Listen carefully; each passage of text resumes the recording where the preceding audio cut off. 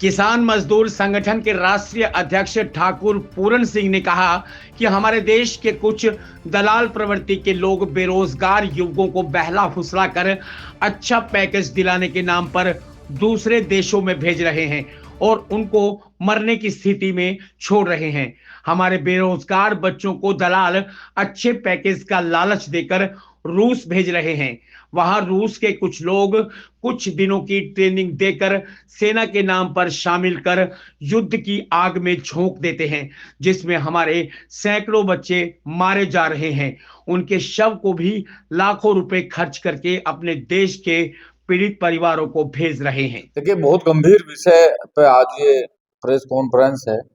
हमारा जम्मू कश्मीर, हरियाणा, उत्तराखंड, उत्तर प्रदेश और हरियाणा से काफी सन 2023 में जो बच्चे यहाँ से रसिया गए थे,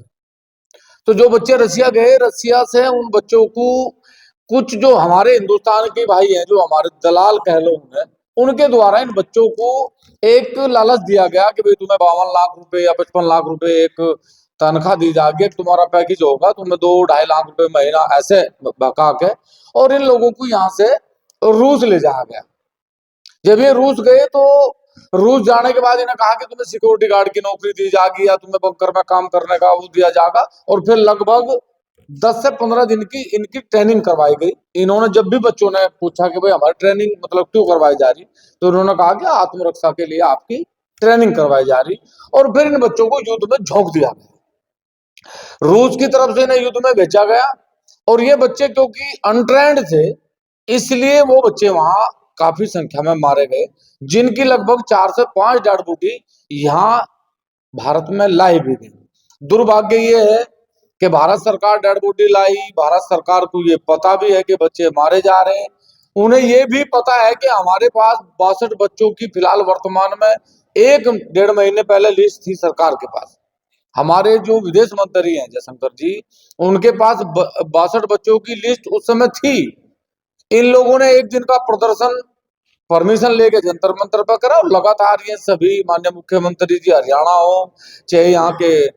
विदेश मंत्री हो, सबके संपर्क में आने का इन लोगों ने प्रयास करा, लेकिन इनकी कोई सुनवाई नहीं है। मेरा पहले तो सरकार से ये निवेदन है कि आप इतनी संवेदनशील परिस्थिति में जाने के बाद जब आपको पता हो,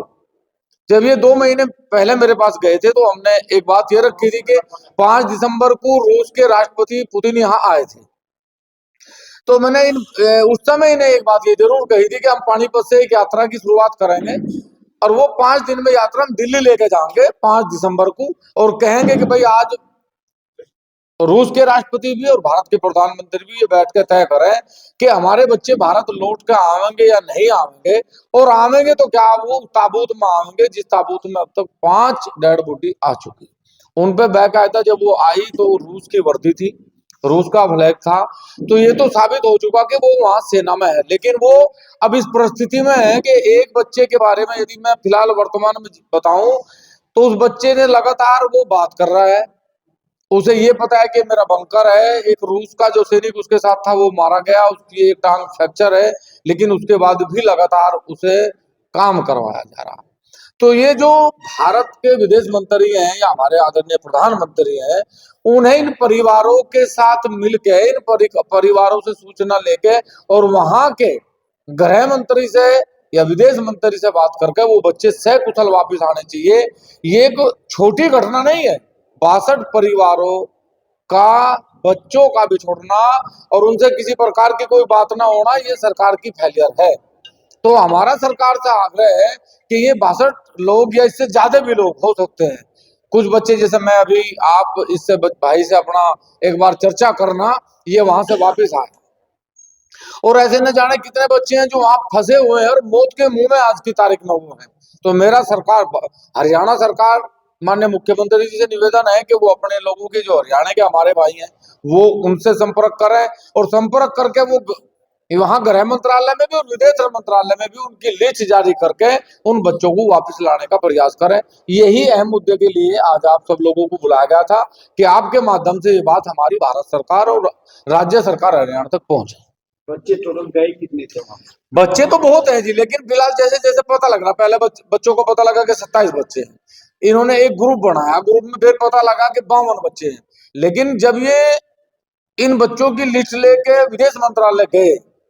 तो वहां जाके पता लगा कि उन्होंने बताया, विदेश मंत्रालय में जो हमारे विदेश मंत्री हैं उनके पीए ने बताया कि हमारे पास 62 बच्चों की लिस्ट है। तो आप समझो कि सरकार को इसके बारे में सब ज्ञान है, सब पता है, लेकिन उसके बाद भी सरकार ये इंतजार कर रही कि कुछ डेड बॉडी आई, सरकार ने लेके भी आई तो सरकार को पता लग गया कि हाँ भाई उनके रूस की वर्दी है, रूस का फ्लैग है, तो ये तो गारंटी होगी कि हाँ भाई वो रूस की सेना में ले जाएंगे और बहका के ले जाएंगे। दुर्भाग्य ये है कि ले जाने के बाद जो उनका पैसा है, जो उनका पैकेज जिस पे वो गए हैं, वो पैकेज उन्हें नहीं दिया गया। जो दलाल हैं बीच के वही उस पैकेज को खा रहे, वही भारत के लोग हैं, वही सेना में भेज रहे, बहका रहे। और एक घटना तो ये है कि एक बच्चा मॉस्को में गया, मॉस्को से उस बच्चे को मॉस्को की पुलिस ने पकड़ा और उसे ये कहा कि या तो तुम रूस की सेना में चले जाओ, नहीं तो तुम्हें 20 साल की सजा होगी। और उस पर एक नया एलिगेशन लगा के उसे जेल में घेर दिया। अब जेल में वो है और वो ये कह रहा कि मेरा कोई दोस्त नहीं है, मुझे कुछ पता नहीं है। लेकिन उसके बाद उसे 2 शर्त बता दी गई